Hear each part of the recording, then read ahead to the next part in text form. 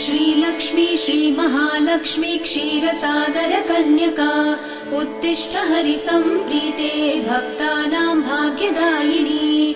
श्रीलक्ष्मी श्रीमहालक्ष्मी क्षीरसागर कन्यका उत्तिष्ठ हरिसम्प्रीते भक्तानां भाग्यदायिनी।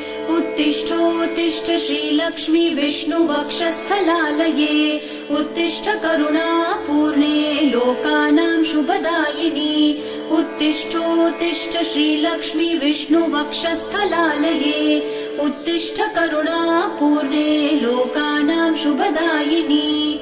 श्रीपद्ममध्यवसिते वरपद्मनेत्रे श्रीपद्महस्तचिरपूजित पद्मपादे श्रीपद्मजात जननी शुभपद्मवक्त्रे श्रीलक्ष्मी भक्तवरदे तव सुप्रभातम्।